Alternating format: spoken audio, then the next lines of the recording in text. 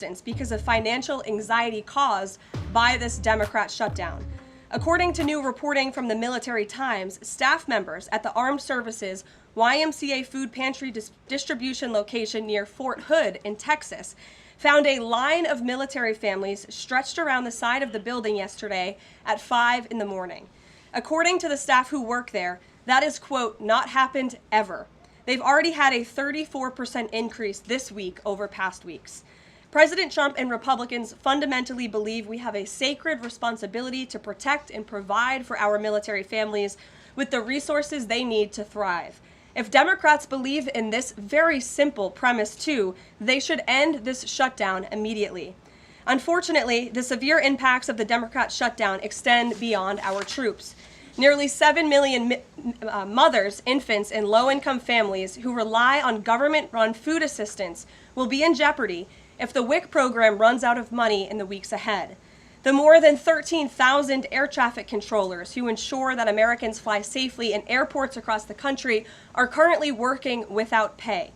The National Flood Insurance Program is in danger of lapsing, which could leave families without necessary help if a disaster strikes, and we are in the middle of hurricane season. Critical services offered at Social Security field offices are reduced for senior citizens and disabled Americans. Helpful transition assistance programs are not being provided for veterans who fought to defend our country and are now trying to re-enter civilian life. The economic consequences of this shutdown are piling up every day. Policymakers, markets, and even the Federal Reserve are flying blind at a key juncture because BLS and BEA data are on hold until the government reopens. Democrats shutting down the federal government to give health care to illegal aliens could lead to lower growth and higher unemployment rates for Americans. According to a new memo from the Council of Economic Advisors, the U.S. economy could lose $15 billion of growth domestic product each week. Every single week, the Democrat shutdown extends, with a month-long shutdown leading to an additional 43,000 unemployed people. Small businesses are likely to encounter delays in receiving federal loans. Mortgage applications will likely shrink. And just this morning, Business Roundtable, an association of more than 200 CEOs of Americans' leading companies representing every sector of the U.S. economy, put out a statement urging Congress to pass the clean CR that will once again come before them in the Senate floor in just a few moments. Quote, a fully functioning government is essential for American businesses, workers, and consumers, while policymakers continue working on a full-year funding package and other pressing issues. Again, that is a quote from the Business Roundtable. What's clear is that the Democrats' actions account to an intentional sabotage of our country and our people by shutting down our government. This madness must end. President Trump and Republicans are calling on Democrats to reopen the government immediately on behalf of the American public. All we need are 5 Democrat senators to do the right thing and to stop this shutdown. Call your Democrat senator and tell them to vote yes to reopen the government. On another matter, despite the Democrat shutdown, President Trump's efforts to make America safe again continue. President Trump believes that American cities should be the safest places on earth, and he is committed to making this a reality. We've already seen that President Trump successfully made D.C. safe again in only a few weeks. That same crime crackdown will continue to happen in cities across the country and is happening in Portland, Oregon. President Trump will end the radical left's reign of terror in Portland once and for all. The president has directed Secretary Hegseth to provide all necessary troops to protect war-ravaged Portland and any ICE facilities under siege from attack by Antifa and other left-wing domestic terrorists. What's been allowed to happen in Portland, and we saw disturbing video footage of this last night, this is not peaceful protesting, this is left-wing anarchy that has been destroying this great American city for years, leaving police officers battered, citizens terrorized, and business properties damaged. Since early June alone, Antifa terrorists have laid siege to the ICE field office in South Portland.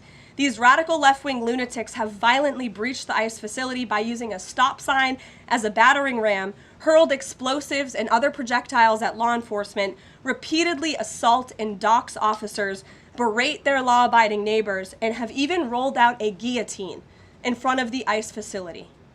And more people should be reporting on that. President Trump has sent federal law enforcement to protect federal assets and arrest those fueling this violence. Just last night, we saw an extremely troubling incident where conservative journalist Nick Sorter was captured on video being taken into custody by the Portland police after he was ambushed by Antifa and was defending himself from these assaults. But instead of arresting these violent mob members night after night after night who are ravaging this community, the police arrested a journalist who was there trying to document the chaos, and everyone in this room should be extremely concerned about that. The Department of Justice spoke with that journalist this morning, and they will be launching a full investigation into his arrest. This incident is part of a troubling trend in Portland where left-wing mobs believe they get to decide who can visit and live in their city. It is not their city. It is the American people's city, and President Trump is going to restore that. I just spoke with the president about this, and he has directed his team here at the White House to begin reviewing aid that can potentially be cut in Portland. We will not fund states that allow anarchy. There will also be an additional surge of federal resources to Portland immediately, including enhanced CBP and ICE resources. Law and order will prevail, and President Trump will make sure of it. With that, I'll take your questions, and we will begin today's briefing with our new media seat, Amanda Head from Just the News. Amanda, thank you for being here. Thank you, Caroline. On that most recent topic that you mentioned, reportedly Portland police have not been able to engage protesters to the degree that they normally would. Does the president plan on handling this from that angle as well with city leaders? Yes.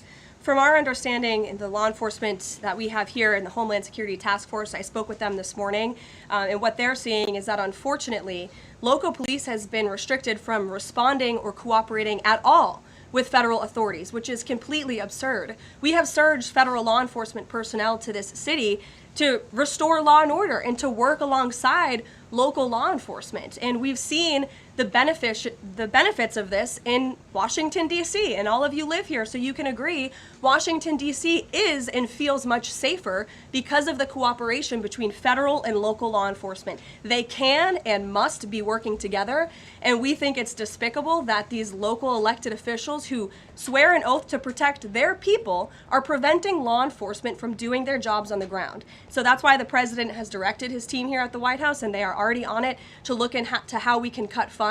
And the president wants to work with anyone. If the mayor of Portland were to call him right now and say, "Mr. President, please help us," I am sure the president would be willing to do that. He is genuinely serious about wanting to restore order in America's cities. But it's become apparent that the local and elected officials in Oregon do not feel the same. And that's very unfortunate for the people who live there. And then one more question on the government shutdown.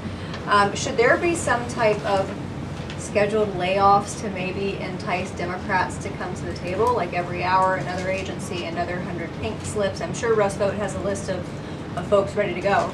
Well, look, the Office of Management and Budget, as we've said repeatedly, is working with the agencies and our cabinet secretaries to identify where cuts unfortunately can and have to be made. And again, we understand there's another vote happening on the Senate floor in an hour. Maybe if Democrats do the right thing, this government shutdown can be over. Our troops can get paid again. We can go back to doing the business of the American people. But if this shutdown continues, as we've said, layoffs are an unfortunate consequence of that. And Russ Vought has been in contact with our cabinet secretaries at their respective agencies to discuss that.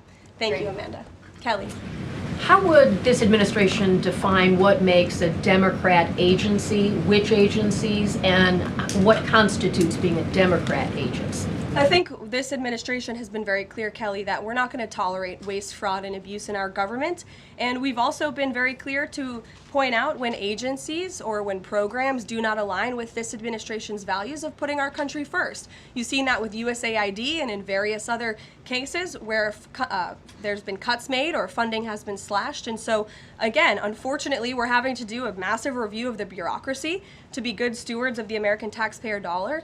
And it's the Democrats who have forced the White House and the president into this position by voting to shut the government down. You've talked about thousands likely layoffs coming. Do you have an update on the timeline for that? How quickly, and if the government is restored to funding and back in operation, will that list of potential layoffs still be on the table? Look, as I just stated, the Office of Management and Budget is in constant communication and contact right now with our cabinet secretaries and agencies across the board to identify, unfortunately, where layoffs have to be made and where cuts have to happen. But again, the Democrats have an opportunity to prevent this if they vote to reopen the government. That is all this administration and the president is asking for. Vote for a clean, continuing resolution to keep the government open. Peter. Thank you, Caroline. During the campaign, Thank you, Peter. I was raised to say thank you in the White House briefing room. During the campaign, President Trump said that he did not know anything about Project 2025. Now he knows about it. Is that the blueprint for shrinking the government? Look, the blueprint is what the president and his team and his cabinet secretaries ultimately decide. And the president trusts his cabinet secretaries to identify where there is waste, fraud, and abuse. We pointed out this morning, or Russ Vogt tweeted about this morning, a Chicago rail project that was canceled. We paused $2.1 billion in Chicago infrastructure projects, specifically the Red Line extension and the red and purple modernization projects. And it's because the administration is concerned that the Biden administration was handing out taxpayer dollars to pay for this construction based on DEI. DOT is reviewing the race-based contracting on unconstitutional grounds, and in the meantime, the Department of Transportation funds for these projects are on hold. So I guess this answers both of your questions. This would be an example of that. And just because there's so much shutdown talk, something different. What do you guys think about the NFL's decision to name Bad Bunny as the Super Bowl halftime performer, somebody who has not scheduled shows in the U.S. because he says that he's worried that ICE is going to come and arrest his fans? Well, look, I know there are many in this room who are very anxious to hear the president's response to Bad Bunny being the halftime show, so I won't get ahead of him. I won't reveal what he feels about this. Next time you all ask him a question, you're welcome to do that. I have my own feelings on that, but that's not what I'm up here to talk about. As far as ICE being at the Super Bowl, as far as I'm aware, there's no tangible plan for that in store right now. However, of course, this administration is always going to arrest and deport illegal immigrants when we find them. If they are criminals, we're going to do the right thing by our country. Kate. Did the president and Russ Vogt decide yesterday in their meeting which cuts they wanted to make to agencies and which ones would be permanent? Again, I've kind of answered this question a few different times now. It's been asked in a few different ways. Their discussions continue between the Office of Management and Budget and cabinet agencies across the board, and they are actively identifying where these cuts and these layoffs have to be made as this government shutdown hopefully does not continue. And on Hamas, the president said that if Hamas rejects the proposal that Netanyahu would have his full backing to finish the job. A UN report found that Israel was committing genocide in Gaza. Does the president have concerns about the civilians being killed, the worsening humanitarian crisis, and are there limits to what the White House would support when it comes to Israel's actions in Gaza? Look, the president has deep concerns about all of the atrocities that have taken place in the Middle East over the past few years. It's deeply unfortunate that he inherited this mess from the Biden administration. If you all recall, under President Trump in his first term, the Middle East was on a pathway for peace and prosperity. There was the historic signing of the Abraham Accords. Israel was on a path to normalization between Arab and Gulf nations, and we hope that can continue. But right now, the president has made it very clear to Hamas that this is an acceptable and detailed proposal that they must accept, or the consequences are going to be very grave for them. And he has given them a deadline of Sunday evening at 6 p.m. When I was out here on Wednesday, I told all of you, I'll leave it to the president to make that red line, and he now has. I think the entire world should hear the president of the United States loud and clear. And Hamas has an opportunity to accept this plan and to move forward in a peaceful and prosperous manner in the region. And if they don't, the consequences, unfortunately, are going to be very tragic. Michael. Thank you, Caroline. Has the president declared war on international drug cartels? And if so, or if he will, does he feel he needs congressional approval? As the White House has said many times, the president has directed these actions, these strikes against Venezuelan drug cartels and these boats, consistent with his responsibility to protect the United States interests abroad and in furtherance of the U.S. national security and foreign policy interests. This is pursuant to his constitutional authority as commander-in-chief and the chief executive to conduct foreign relations. In each of these cases, Michael, the vessels have been assessed by the U.S. intelligence community to be affiliated with designated terrorist organizations engaged at the time in trafficking illicit drugs to our country. The president has been very clear, dating back to the campaign trail, that he is always going to do what's in the best interest of the American homeland. And he also promised the American people he was going to end the drug epidemic that has taken far too many American lives. And you're seeing those actions play out almost every single day here. One last question on the shutdown, Caroline. Hakeem Jeffries has said that President Trump is in the Presidential Witness Protection Program. since the shutdown has begun. What's the White House's reaction to that? That's just more ridiculous fodder from Hakeem Jeffries. As you all know, because you're here every day, the president is literally working around the clock right now. I think he has a swearing-in ceremony, or he already did. He has several meetings on the books today. He literally works 24/7. Anyone who works in this place or covers this place, as you all do, knows that to be true. And Hakeem Jeffries and the Senate Democrats should get back to work in a few minutes and vote to reopen the government. Emily. Thank you, Caroline. You spoke earlier about the energy and infrastructure projects that Director Vogt paused. Will the White House agree to restore that funding as part of a deal to end the shutdown? Well, I won't make any agreements here. Senate Republicans are talking with their colleagues on the Democrat side, but right now, Russ Vought is doing what he's been tasked to do in the midst of this government shutdown, which is to look at funds that need to be temporarily halted or need to be canceled. And Chicago is just another example of that. Go to Libby in the back. Thank you, Caroline. I have two questions for you. One on the FDA, but first on the shutdown. Sure. Will the administration, if this government shutdown ends, still move forward with firing thousands of federal workers? Look, as I've said repeatedly, Libby, right now we want the government to be open. Layoffs are an unfortunate consequence of a government shutdown, and it's something the administration is examining. If the government is reopened, we're going to get back to doing what we were doing last week and the week before, working on the issues that the American people care about. And then on the FDA, they just approved that new abortion pill, and it's causing a lot of uproar among Republicans. What is the president's response to that, and does the administration plan to have that FDA approval? Well, the Secretary of Health and Human Services, Bobby Kennedy, has put out several statements on this. The HHS's decision, it's not an endorsement of this drug by any means. They are just simply following the law. And as they put out in their statement, by law, the Secretary of Health and Human Services must approve a generic drug application if the application demonstrates the generic drug is the, quote, same as the brand name drug. Generic applicants are not required to submit independent evidence proving safety and effectiveness. As such, FDA's decision to approve a second generic version does not address the merits of the current safety program. HHS is reviewing adverse effects to ensure the FDA's required safety program for the drug is sufficient to protect women. This safety review equally applies to generic versions of this drug. So FDA and HHS are following the law. It's, again, not an endorsement of the drug itself.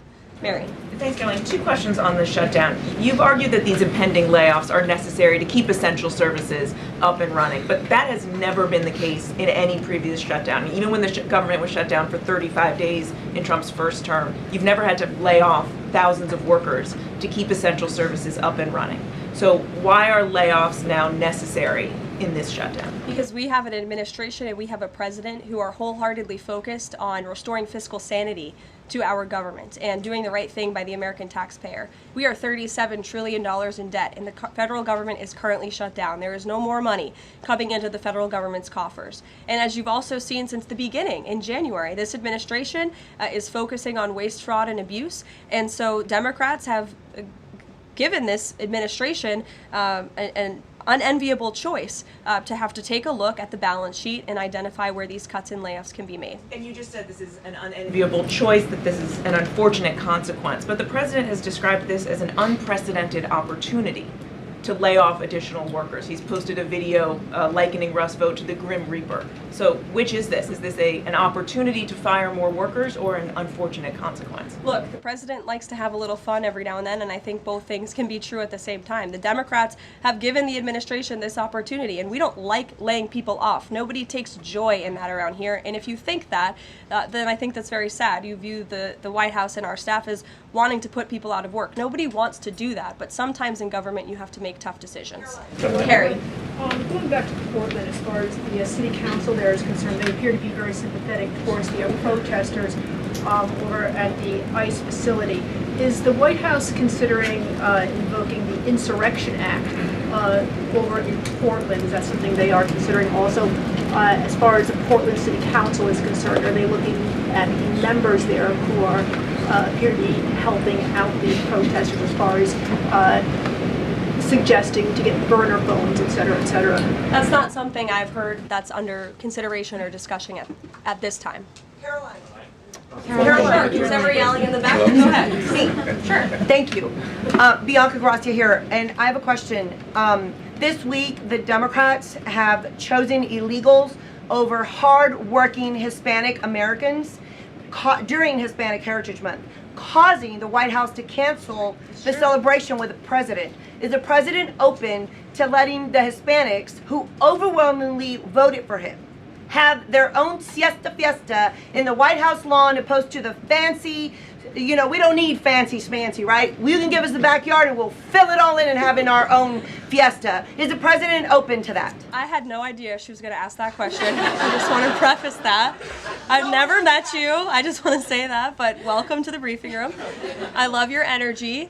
I can't personally unilaterally promise the South Lawn grounds. We have some construction going on out there, but I know that everyone here views it as very unfortunate we had to cancel or hopefully just reschedule the Hispanic American Heritage Month event, and it's because we are working around the clock during this government shutdown. When the Democrats vote to reopen the government, that event will be back in the planning stages. Thank you. You're welcome. Brian, go ahead. Very much. Welcome to the briefing room, by the way. I was with the Secretary of War and the Attorney General in Memphis just the other day as we were going to a command center. And I noticed a billboard along the highway that said, "Memphis welcomes the National Guard." Now, what is your message today to Democrat mayors watching us right now that suffer from TDS and they cannot get Trump out of the way to saving their city, Portland being one of them? They should do the right thing by their citizens, Brian. They should call the president, they should call the White House and say, we want to work with you. And in Memphis, we are seeing some cooperation. As you saw from that billboard, the people of Memphis are loving this, and they are very grateful for the federal government's efforts. And federal law enforcement is there. We're working alongside local law enforcement. We'd like to see it ramped up a little bit because we want to make progress, and we want to arrest as many bad criminals as we can. Since Monday, I do have some updated statistics from the Homeland Security Council this morning. Since Monday, 153 arrests have been made in Memphis, including 5 gang members. 48 illegal guns have been seized, and 5 missing children have already been recovered. Last night, 60 arrests were made and 21 illegal firearms were seized. Arrests from last night include a suspect wanted for rape of a child under 13, first-degree murder, breaking and entering, aggravated assault, illegal drug possession, and many more. So we continue to see good results coming in through Memphis, and the president is very excited about making Memphis safe again. In the blue. Thank you. At the top of the briefing, you made a statement about that the Democrats are interested in giving health care to illegal immigrants. Yes, they are. U.S. law already prohibits that. It's a 1996 law saying that they cannot give unauthorized immigrants any federally subsidized health care coverage through Medicaid, the Affordable Care Act, or the Children's Health Insurance Program.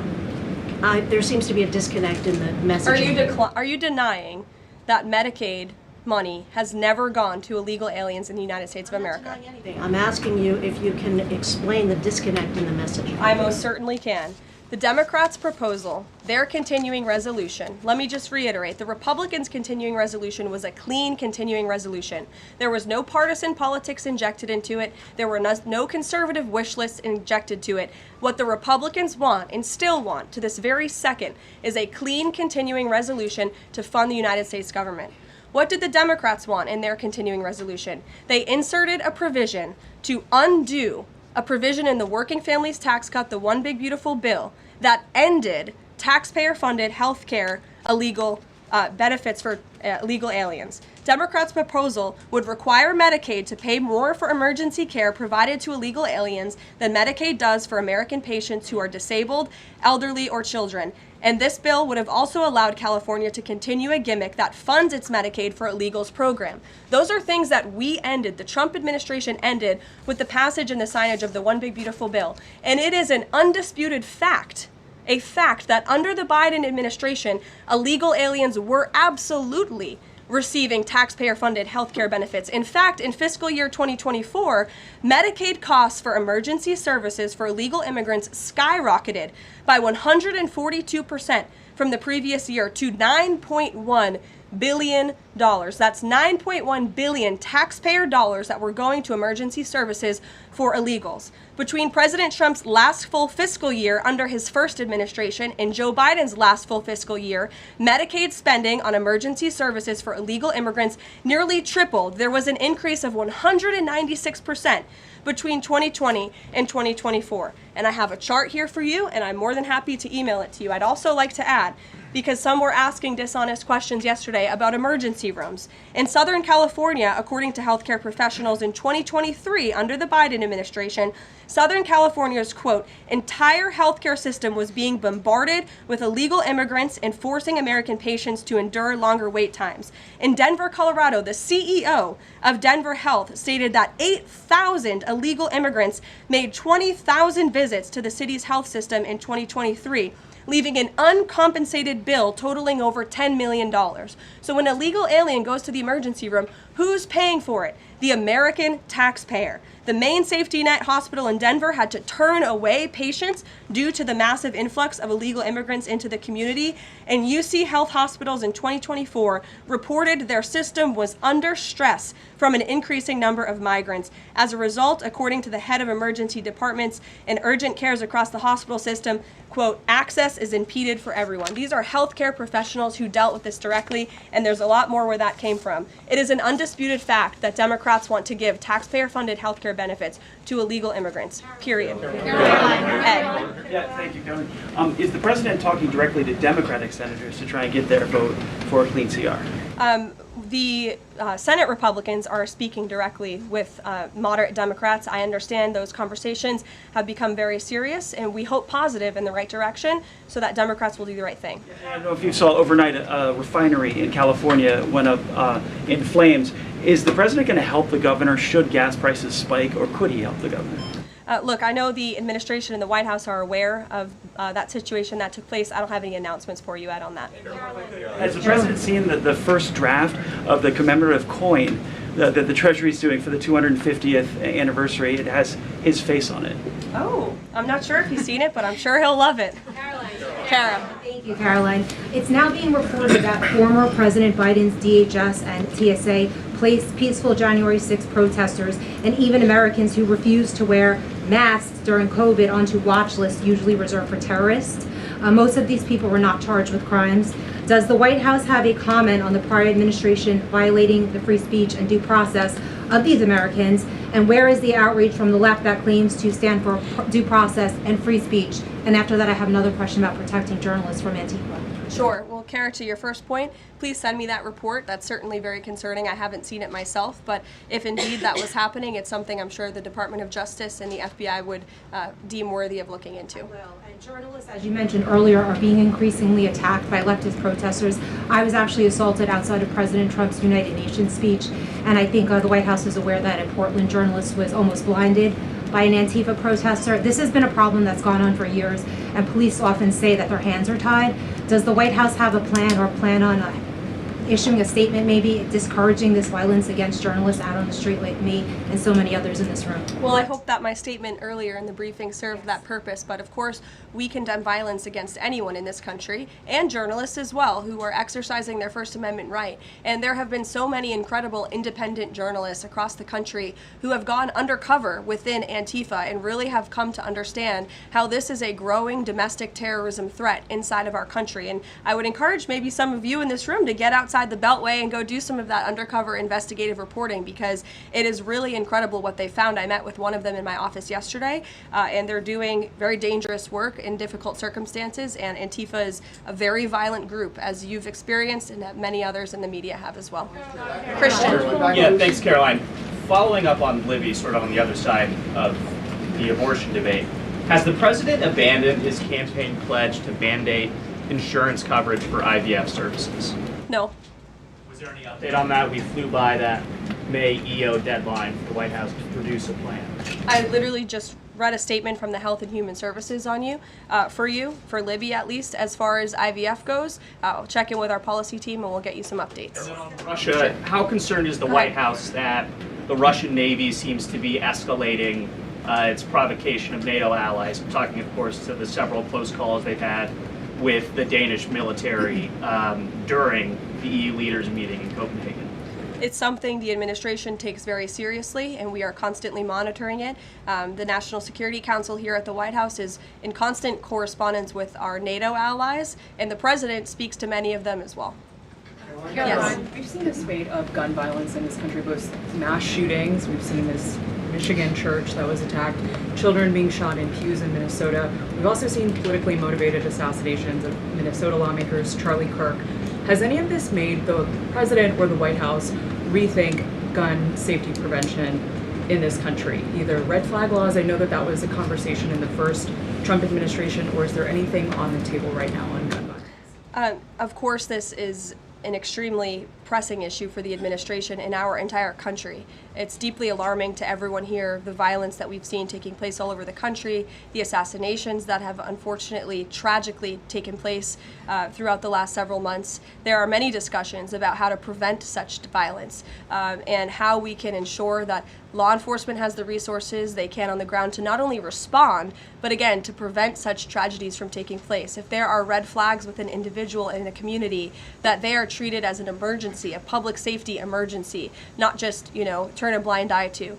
There's many other things we can do, but the administration and the president has always also made it clear he's always going to protect the constitutional right, the Second Amendment constitutional right of Americans to own guns. Would you advocate for Congress to pass a federal red flag law? Right now, they just incentivize states financially to have red flag laws, but I know Lindsey Graham has worked on this as a Republican. There are some Republicans that do support this kind of gun safety legislation. I don't want to get ahead of the president on any congressional action or any suggestion to Congress on that matter. Andrew.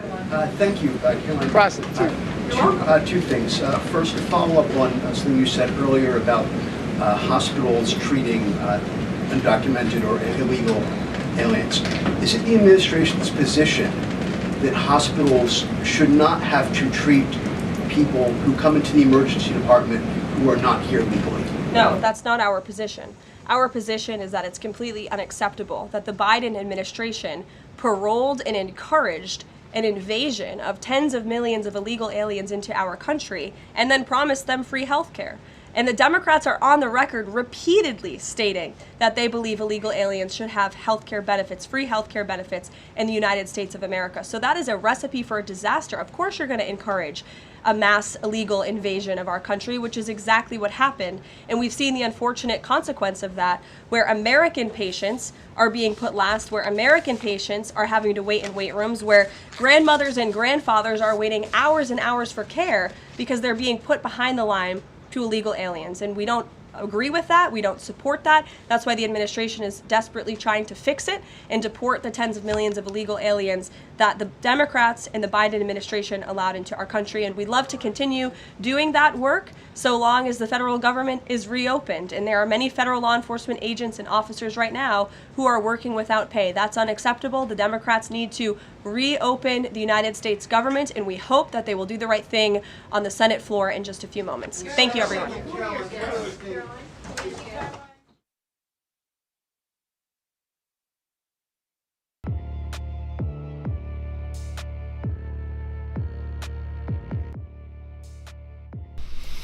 Okay. Well, that was Caroline Levitt with the press briefing there. I don't know why they do that audio so bad. At least we could hear the press, but I had to boost the volume so we could hear Caroline Levitt. Either way, I gotta get the schedule together for Coffee with Hooligans, but first I'm gonna drop this Linktree link in all of the chats really quick. Let's see, let's do the thing. Should close the slider, they're out there mowing the grass. Alright, Hooligans. There is the Linktree link where all of my links are listed. So if you'd like to make donations, join membership programs, or purchase any merch, would really appreciate it. All of your guys' contributions keep us running every day except for Sunday. So we gotta have a day to recharge those batteries. Definitely go join Discord. Discord is our free hooligan community. It's the best way to be notified every single time we go live. The Hooligans are there, keeping the conversation going 24/7. And we have 2 news boards to keep you up to date with everything going on around the world. So definitely go join Discord. If you're feeling real saucy, go join jeffmaclive.com. Over on the website, it is the best way to experience the live. Our built-in chat has more ability than any other platform. You can post memes and GIFs and custom emojis and links and all kinds of stuff right there while watching the live. You also have access to Hooligans Alley, which is our private social media area. You'll have access to the forums, the arcade, the Hooligan AI, and our advanced messaging system. with the built-in group chat. So definitely go get yourself a membership for jeffmaclive.com. It's the home of the Hooligans. Plus, today is Friday, so after Coffee with Hooligans, we are going to be doing the voice chat over on the website. It is a ton of fun. We're always researching things and looking stuff up and laughing and listening to music and watching videos and doing all kinds of stuff. And it is hilarious the whole time we're doing it. So definitely go get yourself a paid membership for jeffmaclive.com. You can join us in the voice chat later today. All right, Hooligans, we are going to wrap this up. But like I said, I'm going to get the schedule together for Coffee with Hooligans, and we'll be live sometime in the next 2.5 hours. I just got to get everything together. Make sure you hit that like button if you haven't already. I'll see you Hooligans in a little bit. Thank you guys for being here.